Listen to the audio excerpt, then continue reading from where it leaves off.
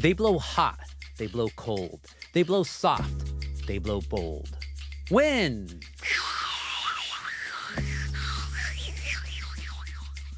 Who doesn't like a nice breeze, a gorgeous zephyr? Well, I'm out of synonyms for nice winds. Thanks for nothing, thesaurus.com. But the bad ones, oy vey, they're bad. And in Southern California right now, we're going through some of the most notorious bad winds of them all, the Santa Anas. Move aside, spooky season, because the devil winds are coming for you.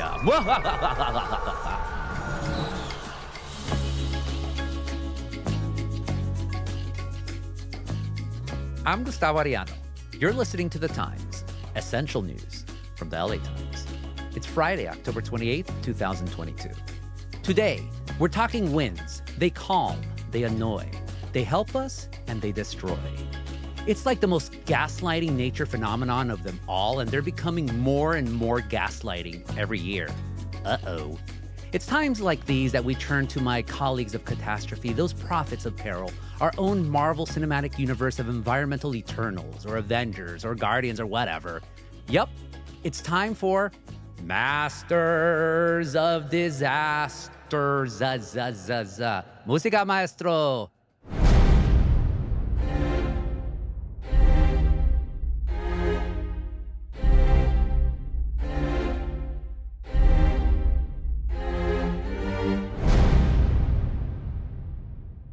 Sitting as always in the earthquake chair is Ron Lin. And Ron, I heard just before this taping, you actually went through an earthquake. Yeah, still getting, motion sickness from it.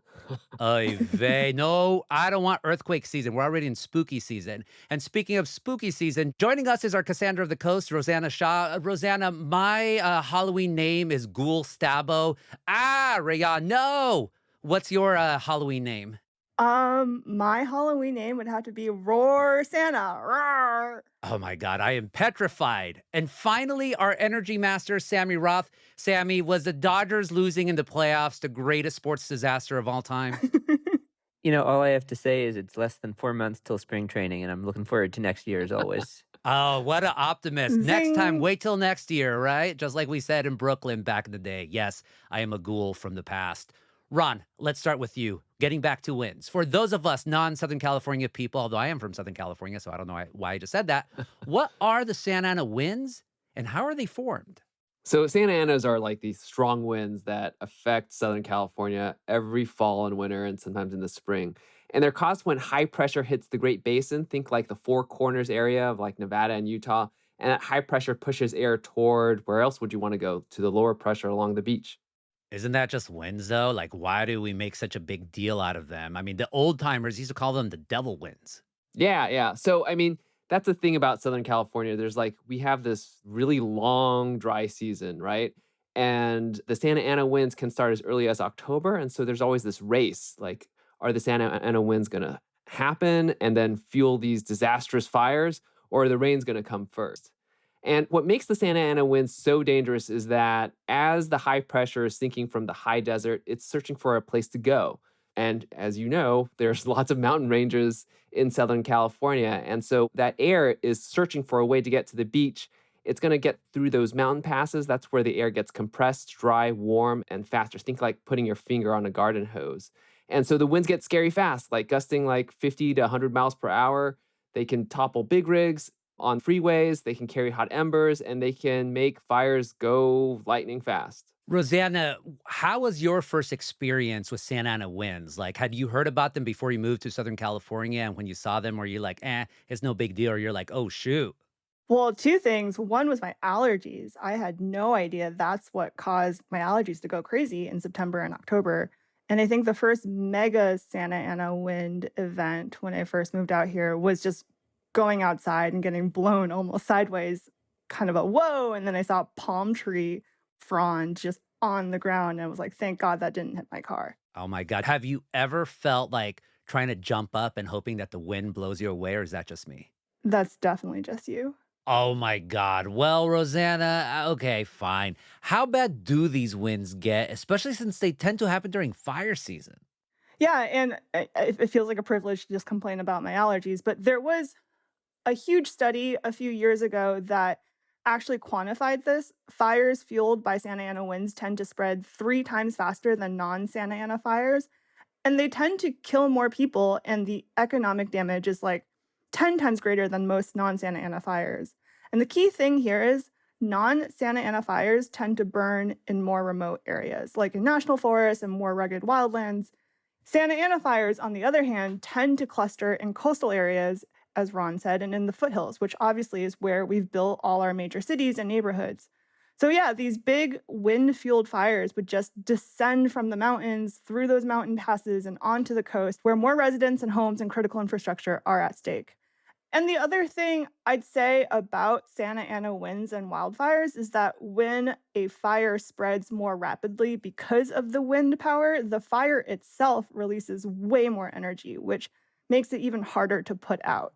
So Santa Anas don't just make these fires spread faster, they also make them more powerful. And isn't there like cousins to the Santa Ana winds up in where you're at, Ron? Like, and aren't they called in the Bay Area? And aren't they called Diablo winds or something like that? Yeah, yeah. So basically in 1991, we had the Oakland Hills fire, and the meteorologists up here, they couldn't stand calling them the Northern California version of Santa Ana winds. So they call them Diablos, and it's a double entendre because it blows from the direction of Mount Diablo in the East Bay, and Diablo translates as the devil in Spanish. Y'all should call them the Hella winds, because that's more Bay Area than Diablo, because you're just ripping off Southern California. Sammy, and this is what it gets me, though, about these Diablo winds, Santa Ana winds. Like, we know how crazy they get. We know that they come out during fire season. We know that they topple power lines. And, those power lines then create fires.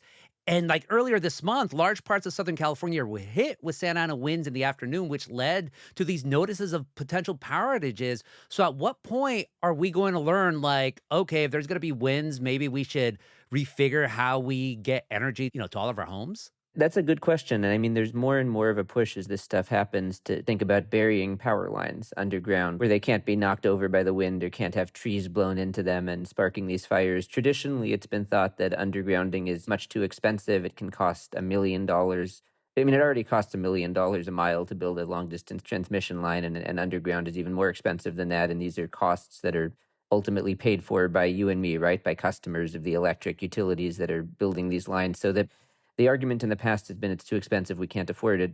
That conventional wisdom is changing because of this destruction we're seeing, and we're realizing, wait, we're paying all of these other costs from fires and from preventive power outages that are really damaging to businesses and to people who have medical equipment that they need electricity to keep running. So the conventional wisdom is changing, and Pacific Gas and Electric, which has been at the heart of a lot of this fires and preventive outages, they actually have a pretty dramatic plan now to bury a whole lot of power lines over the next 10 years. It's expensive. Are they going to be able to do it quickly? Are they going to be able to do it at the cost they're promising? Those are open questions, but that's kind of at the center of their strategy now for how to prevent more of this stuff in the future. Do winds go underground? I haven't been down there to check, but let's assume not and hope that we're right. Let's hope that. We'll be right back.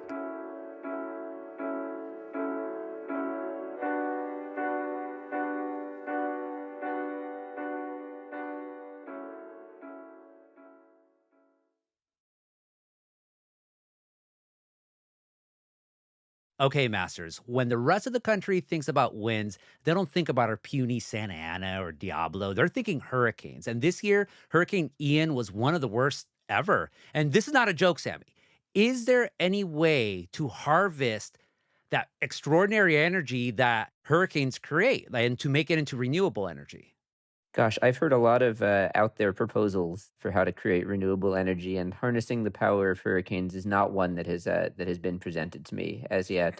When you look at what happened with Hurricane Ian, I mean, the winds here are quite destructive. I mean, it's the winds and the storm surge, but you had more than 2 million people in Florida without power after Ian came through. You had hundreds of thousands of people in Puerto Rico without power. After Maria a couple years ago in Puerto Rico, it took them a year to get the power back on to everyone on the island. And so when you look at these strong winds coming through and snapping power poles in half and throwing trees onto lines and onto transformers, I don't really think that getting power out of that's going to be viable. It's more about how do you harden the system to at least prevent it from doing damage.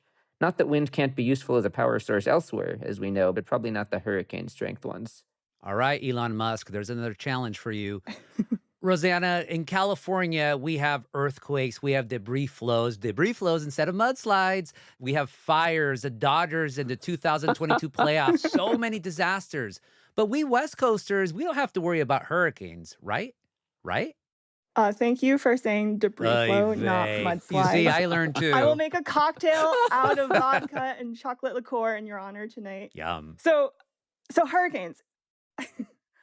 Not to scare you, but a hurricane actually can hit California. Uh-oh. It actually almost happened this year. So, hurricanes feed off the tropical warm energy stored in the ocean.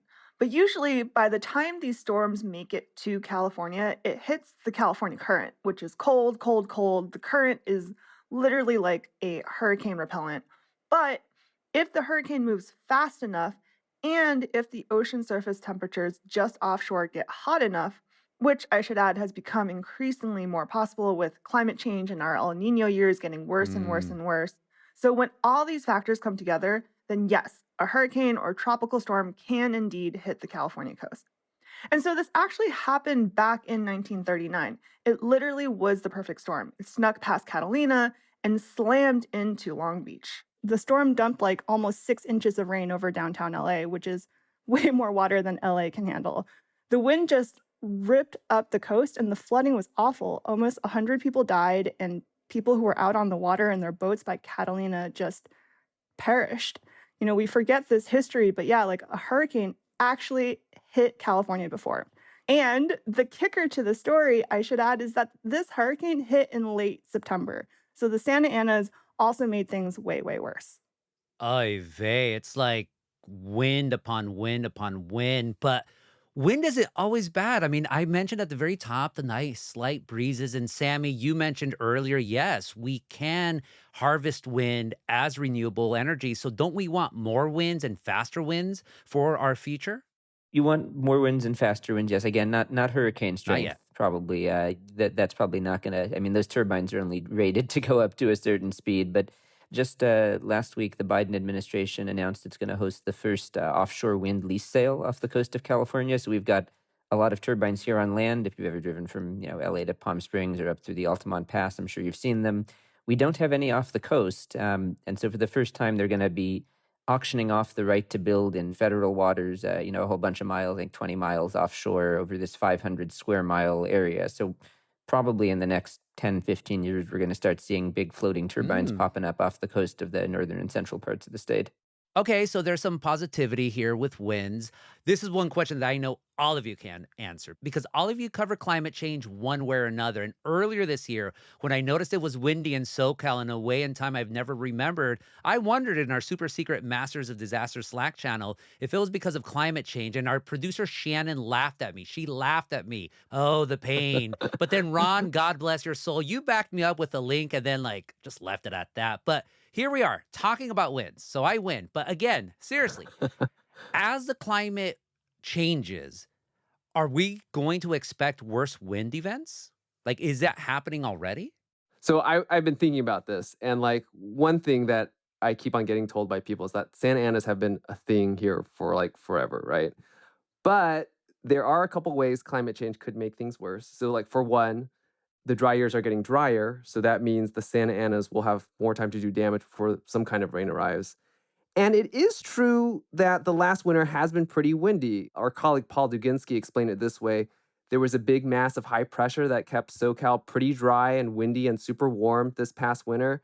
Now, is that big block of high pressure that kept us dry and windy more likely to be there because of climate change? You could argue that could be the case. And to add to Ron's point, I think what I see a lot in kind of the climate change discussions is the idea of frequency. So, not only are things getting more extreme, but how frequently are they happening and is the frequency increasing? And I would say that there have been signs of high pressure systems like what Ron just mentioned increasing in frequency, and the connections to our changing climate should not be ignored. Sammy, you have the final word on this. Well, just to go back to hurricanes, I mean, this isn't a California problem quite as much. I'm learning here it is, as Rosanna said, but not quite as much. Climate change definitely increasing the intensity of hurricanes. Maybe not the number of them necessarily, but seeing stronger storm events over the southeastern part of the United States. That's bad too. Yeah, and the ocean getting warmer in general in places that should not be warm at times of the year when it's not supposed to be hot. We'll be right back. And now comes our traditional ending to Masters of Disasters, where we ask our masters what's bringing them joy in these terrible, spooky times. Rosanna, let's start with you. What's bringing you joy this month? So I've been loving the Halloween vibes that have been out in full force this year. And in the spirit of Halloween, I've got another joke for you. Gustavo, what do you call a typo on a tombstone? An epitaph. A grave mistake. Oh my God, that's like the most obvious joke in human history, and I messed it up because I was thinking about the Romans and the Greeks. I'm glad it brings you joy. It brought me a little bit of joy. Sammy, what's bringing you joy? Well, you mentioned the Marvel Cinematic Universe earlier, and today I watched I think it was released by mistake, but saw the preview for the Guardians of the Galaxy holiday special, and that brought me some joy. I think that's going to be good. What's Groot going to be doing? Repeating his name again and again, I have no doubt.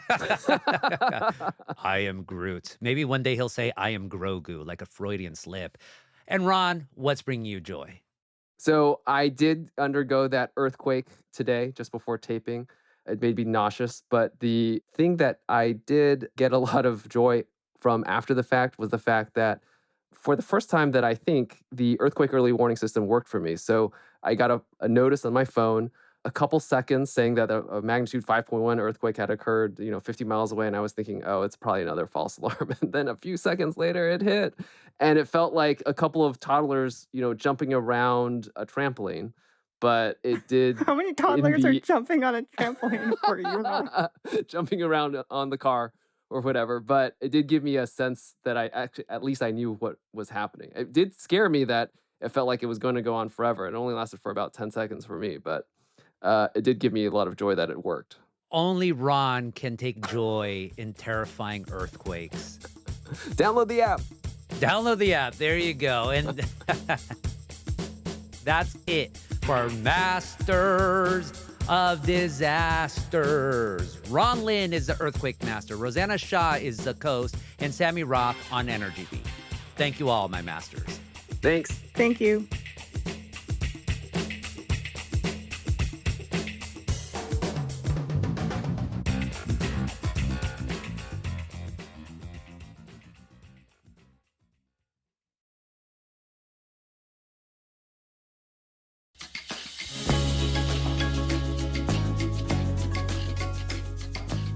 And that's it for this episode of The Times, Essential News from the LA Times. Shannon Lin and Ashley Brown were the jefas on this episode. Kinsey Moreland edited it, and Mike Heflin mixed and mastered it. Our show is produced by Shannon Lin, Denise Guerra, Kasha Barsalian, David Toledo, and Ashley Brown. Our editorial assistant is Roberto Reyes. Hey, that's a new name. That's really cool. What's up, Roberto? How's it going? Our engineers are Mario Diaz, Mark Nieto, and Mike Heflin. Our editor is Kinsey Moreland. Our executive producers are Jasmine Aguilera, Shani Hilton, and Hiba El Urbani. And our theme music is by Andrew Eatman. I'm Gustavo Arellano. We'll be back Monday with all the news in Desmadre. Gracias.